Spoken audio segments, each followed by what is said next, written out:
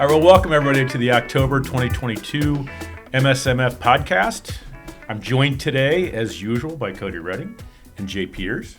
We were having a quick laugh before we started about parenting and changing diapers and all the fun stuff that goes with that. Joy of parenting. It kind of feels like the economy right now, changing diapers, right? Yeah. Particularly once they start eating solid food, those diapers, right? Yeah. Pretty close to it. Super. Gross. Okay. All right, so what I want to do with you guys today, because we get a lot of questions from clients, particularly now in the situation we find ourselves in terms of what do we do now, right? So we're in a situation where both the stock and bond marketplace, there's strong downward pressure throughout the whole year. You got an economy that has a giant cloud over its head. Inflation seems to be woefully out of control, regardless of what the Fed does. Grocery prices are even worse. Gas prices have gone up and down and have moderated some, but they're still a lot more expensive than they were 18 months ago. And I was thinking before this, when I used the joke of, we're getting ready for Christmas and G.I. Joe with the Kung Fu grip costs twice as much as it used to. And you guys didn't know what movie that came from, which in fact was Trading Places in 1983. So I totally dated myself. YouTube don't know that movie.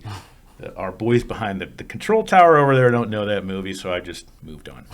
So anyway, bad economy, high inflation, high grocery prices, high gas prices, high toy prices. Whether we're working or retired, we have to deal with this.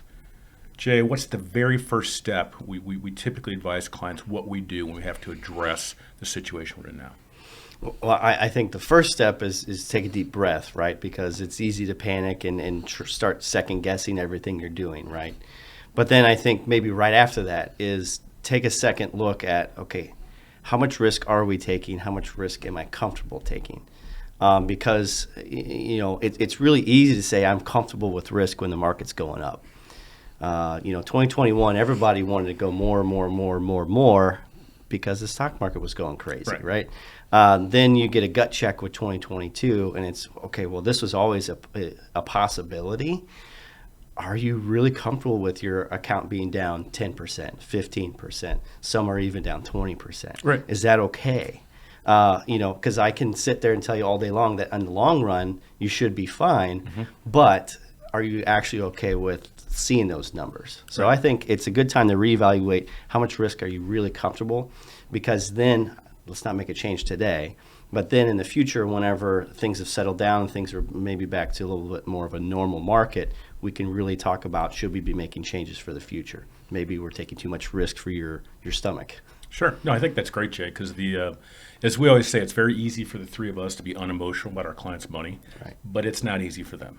And if we turn the tables, it'd be the same. They could be unemotional about ours, but we'd be emotional about our money, right? Absolutely. So I think re-gauging our risk comfort zone, our risk speed limit's a great idea.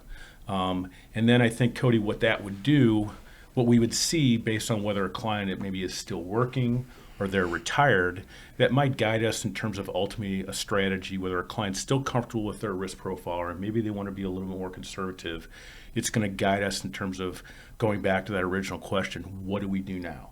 So let's talk about maybe clients that are still working. I know we look at a bucket strategy and a decision tree for working or not working and retired. Walk us through what, folks that are still working, how they get to this decision point on what to do now. Yeah, I think it comes to do with, readjusting your time horizon.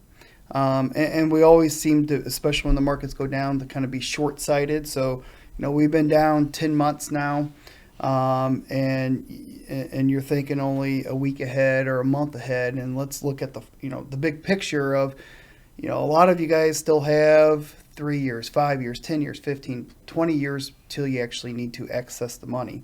So going back to Jay said, are you in the appropriate risk profile for your investments? If you still have a lot of time, you still have a lot of market cycles to go through, and most likely you have a strategy put in place to take advantage of these times when the market's down. So it's an adjustment over risk tolerance and putting check in place that, hey, I still have a lot of time to retirement. What are maybe some ways I can take advantage of the market being down? So, Cody, sometimes I hear a lot, I should say, not even sometimes, should we go to cash? Yeah. How would you respond to that? I always respond to, if we go to cash, there's two decisions that are made: is one, when to get out, two, when to get back in. And you really are never going to feel comfortable of getting back in because you always think, well, gosh, it could go down further. And by the time you get back in, are you going to be in a better place than if you were to just stay? Right. So that's a really hard decision to make. That's why there's strategies put in place. And, overall, we know historically looking back that yes, markets do recover. It's just the time period of how long it's going to take. Number one, you got to make sure the investment is suitable for you and that you're comfortable with it. Goal isn't the best solution because you're either locking in a loss there. And again, it's the hard part of when the heck do I go back in? Also you want to probably readjust how much cash you have. From a lot of conversation we have with clients, a lot of them are probably holding a little bit too much cash. So can you take advantage of the market being down right now? The whole adage of buy low and sell high. Perfect. What about the question, should I stop putting money in my 401k?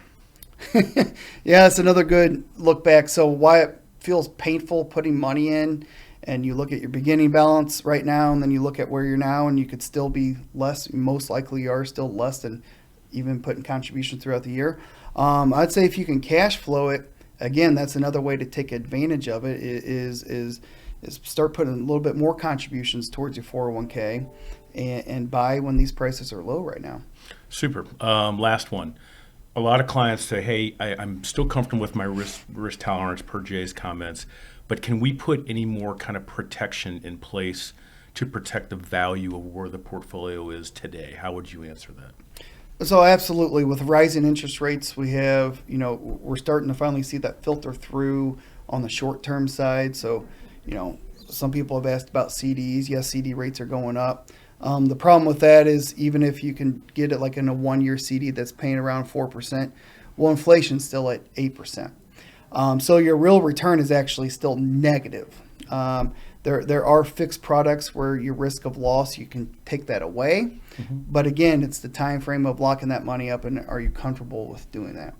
And there's also RILAs, which are registered index-linked annuities, where you can participate in indexes over a period of time, and you do have some protection to the downside, depending on what's most appropriate for you. There's some products that can limit 10% to the downside, 20% to the downside, and then you participate anything above and beyond that over a certain time period.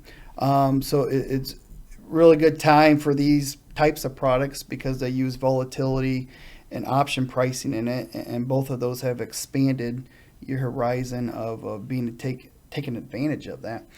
So it's a good conversation that maybe you can have with your advisor to see if this would be a good mix to add into your overall allocation. So suffice to say that in our toolkit we have a variety of I don't want to say pure protection, but ways to add protection to a portfolio that may not already be there. Absolutely. Yeah. Your market's being down 25% right now. Are there ways to maybe limit some of that downside exposure that could still be there? Yes. Again, and it comes back to the whole time horizon thing. Right. Perfect. Super, Cody. Jay, coming back to you. Yeah. So Cody kind of relayed specifically what goes on with folks that are still in their working years. A little bit different strategy if they're 5 years from retirement versus 10, 15, or 20. How about our clients that are already retired? They're in retirement. They're worried about what they're seeing. They're nervous about all the outside noise that we're hearing. Our bucket strategy for our retired clients is a little bit different. Maybe give us some background on that and how the bucket strategy addresses some of these protection concerns. Yeah, perfect. So, and Cody's already said it a ton, right? It's all about how much risk are you taking with your different investments, and when are you going to need it? Those are the two factors primarily, right? And so the difference between working years and retirement years is you're going to have more buckets when you're retired because now you do need access to it. And so that's when we're trying to split off, okay, here's where we're going to spend this, we're going to do that. We need access to it sooner. So we need to take less risk with it, right? So that's one of the biggest changes when we're talking about retirement type of portfolio management is hey, we still have long-term money over here that we want to let continue to grow with the market, but maybe we need to do something with a little bit more protection on it, maybe guarantee some income on it, those sorts of things. And allow the different buckets with their different risk allocations, allow them to grow and do what they're supposed to do. Even when the market's down, it's still part of the overall plan. Right. So typically are the shorter term buckets that provide short term income, they're traditionally less risky and have more protection baked into them than longer term buckets. Yeah, I guess I should talk more about that, right? Sure. So the shorter, the sooner you need access to it, well, that means you don't have a long time horizon to go through a big event like 2022.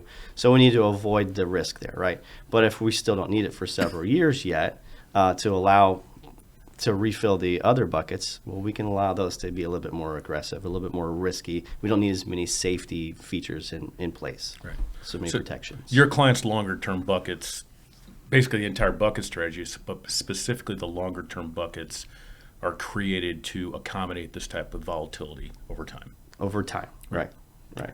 Perfect. All right, final thoughts? Yeah, while this is the hardest time to implement new money into the market, it's also a much better time than it was 10 months ago, right? Market was 25% higher. And it's not about hitting the lowest point and selling at the highest point. It's about buying lower than your average and selling higher than your average. So again, it's refocusing your timelines on looking at the big picture and not too much of the short-term picture. Super. Jay? Yeah, so to piggyback on that, none of us are going to try and claim that we can outsmart the market or try and beat it or anything like that by guessing the right time. So it's really more time in the market to I think is what the point you're trying to make, right? And so all of this, while it doesn't feel good, it's always a possibility that this is going to happen, and this will happen again in the future. We just don't know what the case will be. And every strategy that we put in front of our clients is ready to handle this type of a situation. Super. Well, I appreciate you guys' time and your insight. And I would offer to anyone listening that, if you're concerned about your overall portfolio, you're concerned about your bucket strategy and potential individual buckets and what kind of protection strategies they have baked into them, please reach out. Use old school. Call us on the phone, email us, use the text line. Be more than happy to talk to you or any of your friends and colleagues who are concerned. Have a great Halloween, and we'll see you guys next month.